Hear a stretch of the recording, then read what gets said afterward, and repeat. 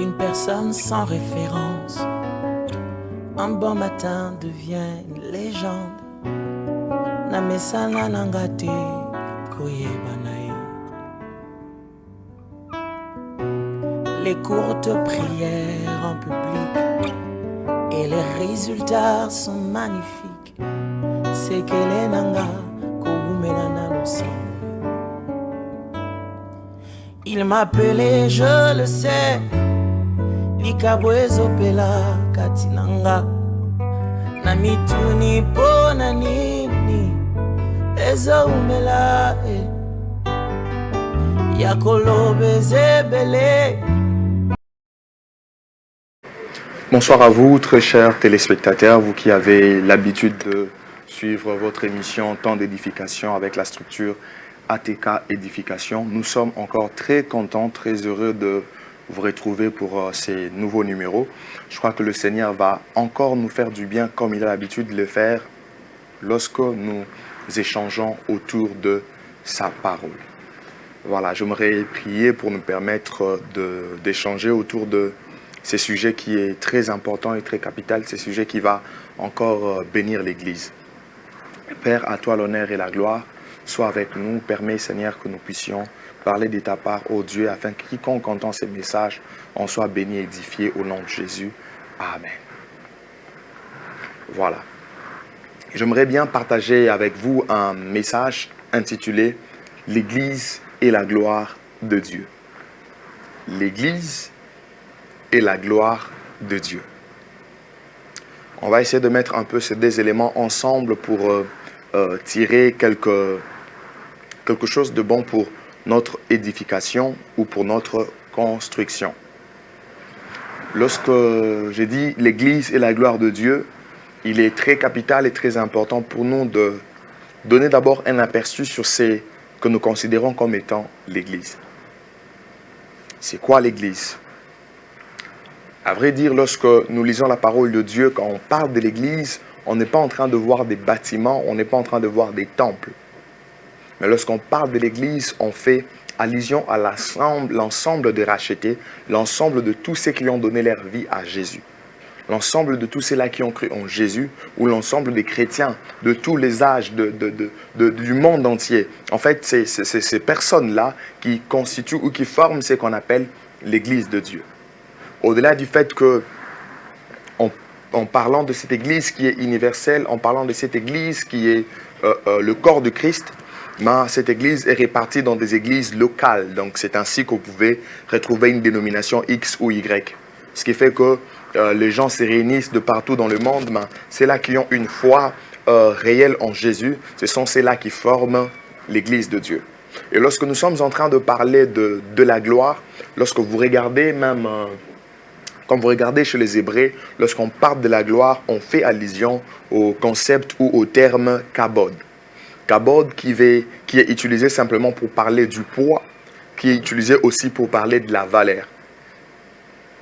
Ça, c'est une idée que nous pouvons nous faire déjà du concept gloire. Et même en français, le mot gloire peut avoir plusieurs synonymes, entre autres la renommée, l'impact, la splendeur, la grandeur, le prestige, les succès, la notoriété, le rayonnement.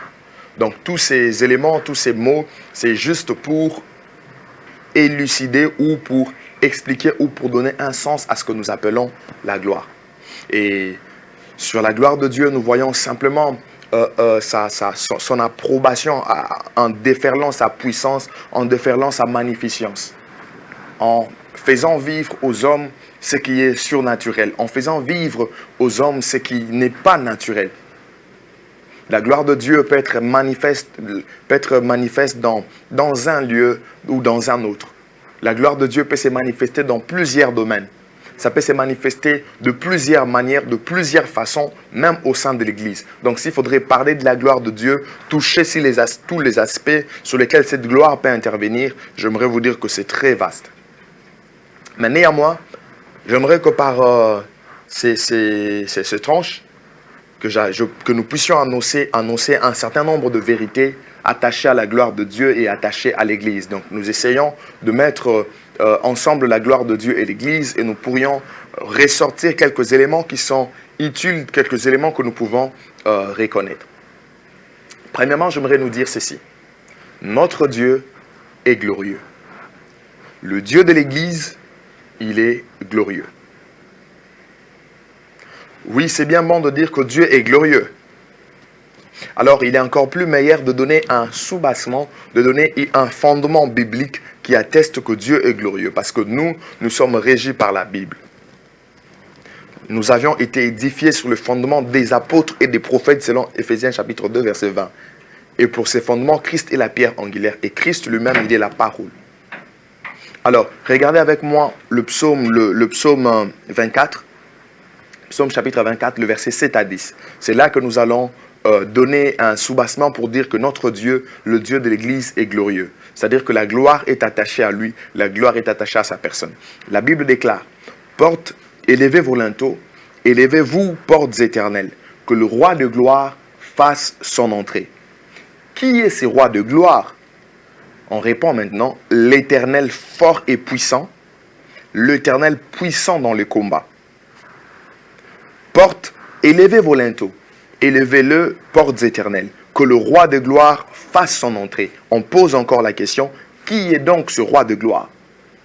On répond encore dans ces psaumes que c'est l'Éternel des armées, voilà le roi de gloire.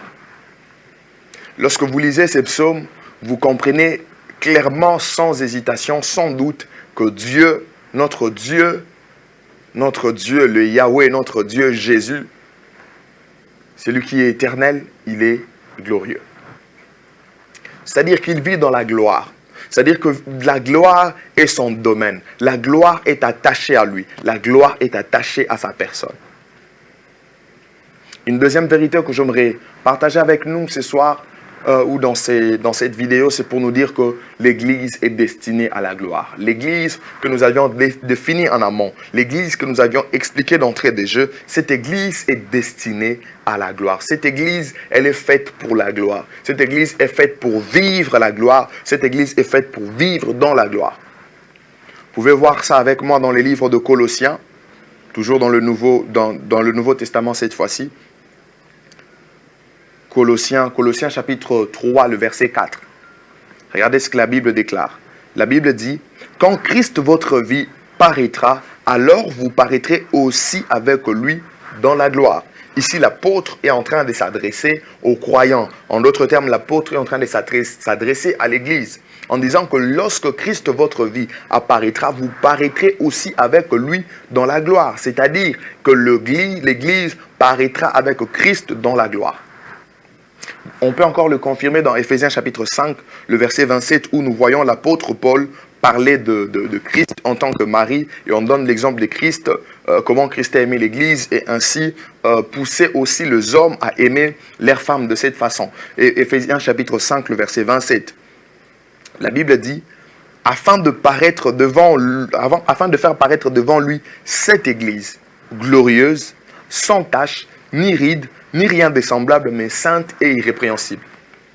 L'objectif de Christ est de faire paraître devant son Père une Église glorieuse, une Église sans tache, une Église qui n'a pas de rides. Une Église qui n'a pas de rides, ni rien de semblable, mais une Église glorieuse. C'est pour cela que Christ s'est donné. C'est pour cela que Christ lave et sanctifie son Église. Vous voyez, donc en quelque sorte, l'Église est destinée à la gloire. Il ne faut pas jouer avec l'Église. Il ne faut pas déconsidérer l'Église. Peu importe ce que nous pouvons vivre dans notre temps, quoi qu'il en soit, peu importe les situations, sachez que l'Église est destinée à la gloire. Troisièmement, j'aimerais nous dire que la gloire de l'Église doit commencer sur la terre avant la finalité dans l'éternité. Nous venons de comprendre que l'Église est destinée à la gloire. Alors, il est très capital et très important que cette Église commence à vivre la gloire dont il est question déjà ici sur terre avant de la vivre dans l'éternité. Parce que, à ce qui concerne notre appartenance à Dieu, il y a des choses que nous commençons déjà à vivre ici sur terre et dont nous jurons de la totalité, de la plénitude lorsque nous serons de l'autre côté dans l'éternité. Un peu comme lorsqu'il est question de la vie éternelle, la Bible dit que vous avez la vie éternelle, vous qui croyez au nom du Fils de Dieu. C'est-à-dire ceux qui croient au nom du Fils de Dieu ont la vie éternelle, ont la vie de Dieu. Mais lorsqu'ils ils iront dans l'éternité, lorsqu'ils seront au paradis, ces gens vivront ou bénéficieront de cette vie dans sa totalité. C'est-à-dire, il y a le déjà là et le pas encore là de la vie éternelle. De même, lorsque je suis en train de parler de la gloire, nous disons que l'Église doit commencer à vivre cette gloire déjà ici sur terre, avant de vivre la plénitude ou la totalité de cette gloire ou l'apogée de cette gloire dans l'éternité. Quatrièmement, j'aimerais nous dire qu'il est inconcevable. Il est inconcevable de servir le Dieu de gloire sans la gloire de Dieu. J'ai aimé une fois un homme de Dieu en parler pour dire qu'il est inconcevable de servir le Dieu de gloire sans la gloire de Dieu. C'est-à-dire, nous qui servons Dieu, vous qui servez Dieu, vous servez un Dieu qui est glorieux. Vous servez un Dieu qui vous a destiné à la gloire. Alors, il est anormal que vous puissiez servir ce Dieu sans sa gloire. En d'autres termes, lorsqu'on sert Dieu, nous devons vivre l'accompagnement avec sa gloire. Nous devons vivre la manifestation de sa gloire. Parce que nous servons un roi qui est glorieux. Lorsqu'il se manifeste, c'est la gloire. Lorsqu'il témoigne de nous, c'est la gloire qui se manifeste. Son empreinte est toujours accompagnée de la gloire. Alors, n'aimez pas surtout servir Dieu sans vivre sa gloire. Lorsque vous servez Dieu, il faudrait que sa gloire vous accompagne. Un peu comme une façon de témoigner que le Dieu qui vous a appelé est avec vous. Cinquièmement, j'aimerais nous dire que pour vivre la gloire de Dieu, il y a un certain nombre de choses que nous sommes appelés à faire. Pour vivre la gloire de Dieu en tant qu'Église, Église telle que nous sommes, Église de notre temps, Église de cette époque, nous qui constituons, qui formons l'Église, j'aimerais nous dire qu'il y a un certain nombre de choses que nous devons faire pour vivre la gloire de Dieu. C'est bien bon de parler gloire, gloire, mais c'est encore plus meilleur de faire ce qui pourra nous amener à la gloire. C'est très important et très capital. La première des choses que j'aimerais nous dire pour vivre la gloire de Dieu en tant qu'Église, j'aimerais dire à l'Église de ne pas vivre dans le péché. Église, ne vivons pas dans le péché. Si nous vivons dans le péché, nous ne verrons pas la gloire de Dieu. Si nous vivons dans le péché, la gloire de Dieu ne sera pas notre partage. Lorsque vous lisez le livre de Romains, chapitre 6, le verset 23, la Bible déclare que le salaire du péché, c'est la mort. Mais le don gratuit de l'Éternel, c'est la vie. Le don gratuit de Dieu, c'est la vie éternelle en Jésus-Christ. Donc, ceux qui vivent dans le péché ont comme salaire la mort. Alors, nous n'avons pas besoin de cette mort. Nous, en tant qu'Église, nous avons besoin de vivre dans la gloire. Alors, pour vivre dans cette gloire, mettons de côté le péché. Souvenez-vous que c'est le péché, avant que nous devenions enfants de Dieu, c'est le péché, cette nature pécheresse qui nous empêche à vivre la gloire de Dieu telle qu'écrit dans Romains 3, 23. Car tous ont péché et sont privés de la gloire de Dieu. En d'autres termes, la gloire de Dieu est incompatible au péché. Si quelqu'un est en train de vivre de miracles, des choses extraordinaires dans son ministère et qu'il n'a pas Dieu, sachez-le que ce n'est pas la gloire de Dieu. Là où Dieu met son empreinte, c'est là où les hommes ne vivent pas dans le péché. On ne peut pas servir Dieu, on ne peut pas être ministre de Dieu et continuer à vivre dans le péché, continuer à vivre dans la cupidité, continuer à vivre dans le vol, dans les détournements, dans l'impudicité, dans toutes ces choses. Non, non, non. On ne peut pas être ministre de Dieu et continuer à vivre dans ces choses. Sinon, ça nous empêcherait de vivre la gloire de Dieu comme il le faudrait. Qu'est-ce qu'il faut encore faire pour vivre la gloire de Dieu? J'aimerais nous dire que l'Église doit avoir l'amour et l'Église doit être unie. Nous devrons avoir l'amour et nous devons être unis. Pour vivre la gloire de Dieu, l'Église doit avoir l'amour. Parce que Christ lui-même dit que c'est lorsque aimez-vous les uns et les autres, c'est alors que l'on reconnaîtra que vous êtes mes disciples. C'est-à-dire que l'amour que nous manifestons témoigne que nous sommes disciples de Jésus. Nous devons nous aimer. Nous devons être unis. Là où il y a l'amour, les gens se pardonnent. Là où il y a l'amour, les gens ne se calomnient pas. Là où il y a l'amour, les gens ne font pas des choses par esprit de parti ou par compétition. Tu es en train d'agir juste pour qu'on voie que c'est toi qui es au-dessus de tous. Non, non, non, non, non, non. Là, ce n'est pas l'amour. Lorsqu'il y a l'amour, les hommes sont humbles. Lorsque tu as l'amour, tu ne voudras pas humilier ton frère en public. Lorsque tu as l'amour, tu pardonneras ton frère. Lorsque tu as l'amour, tu ne remettras pas le mal pour le mal. Toutes ces choses ont parfois quitté l'Église. Alors, nous sommes appelés à ramener ou à restaurer l'amour à l'Église afin que nous puissions vivre la gloire de Dieu. Même pour le ministre de Dieu, cela est très important. On ne peut pas être ministre de Dieu, mais on a parfois des ennemis. Et quels sont ces ennemis que nous avons? Toujours les autres ministres de Dieu. Non, non, ça nous empêcherait de vivre la gloire de Dieu. Ça nous empêcherait de vivre la gloire de Dieu. L'Église doit être unie. ce n'est pas l'Église, c'est cette même Église qui doit commencer à exposer ses linges sales devant tout le monde. Non, non, ça c'est pas l'unité, ça c'est pas l'amour. On ne dit pas qu'il faudra encourager les mâles, mais il faudrait plutôt savoir aider ceux qui sont parfois dans une mauvaise situation ou qui tombent, les aider à se réélever. Ça c'est très important et très capital. Mais aujourd'hui, combien même de ministres de Dieu manquent l'amour? Comment voulons-nous vivre la gloire de Dieu? Ce sont des choses qui nous empêchent. Ce sont des choses qui nous empêchent et qui retardent la gloire de Dieu. Ça, nous devons le savoir. Église d'aujourd'hui, nous devons être unis. Quand vous regardez l'église primitive, Actes chapitre 2, la Bible dit qu'ils étaient tous ensemble. Alors qu'ils persévéraient dans l'enseignement des apôtres, ils étaient dans la fraction de pain. Ils étaient tellement unis, à telle enseigne qu'ils mettaient tout ce qu'ils avaient en commun. Waouh! Quel niveau d'unité! Quel niveau d'unité que nous manquons aujourd'hui. Que nous manquons aujourd'hui. Alors s'il n'y a pas l'amour et l'unité, nous ne vivrons pas la gloire de Dieu. Autre chose ou dernière chose qui peut nous permettre de vivre la gloire de Dieu, il y a tant de choses que nous pouvons élucider ou citer pour vivre la gloire de Dieu, mais je vais peut-être me limiter à cette dernière. Donc pour dire que si nous voulons vivre la gloire de Dieu en tant qu'Église, hormis ce que je viens de citer, nous devons aussi savoir persévérer dans la prière. C'est très important et très capital parce que lorsque nous prions, c'est une façon pour nous de nous connecter à Dieu. C'est une façon pour nous de prendre un temps de dialogue avec celui qui nous a appelés, avec celui qui est notre Seigneur. Et Christ d'ailleurs, il nous fait voir dans Luc chapitre 18, il donne une parabole pour montrer qu'il faudrait toujours prier sans se relâcher. Église, apprenons à prier. La prière nous permet d'enfanter certaines choses en l'esprit. C'est très important et très capital. Pour qu'il y ait la pluie, après que Élie ait fermé le ciel pendant les 3 ans et 6 mois, pour qu'il y ait la pluie, il fallait que Élie se donne à se plier et à prier Dieu.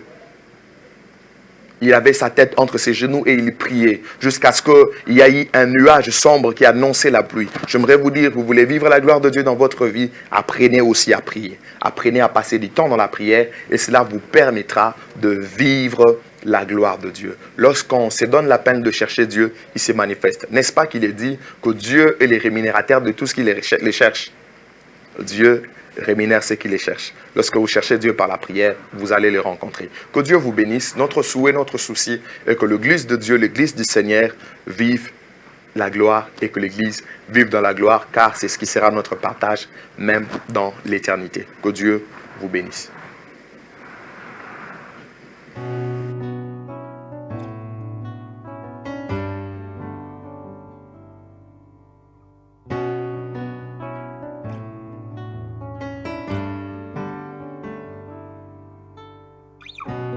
Une personne sans référence, un bon matin devient une légende. Namesana nangate koyebanae. Les courtes prières en public et les résultats sont magnifiques. C'est que les nanga koumenana l'ensemble. Il m'appelait, je le sais. Likabwezo pela katinanga na mituni pona nini ezo umela yakolobe zebele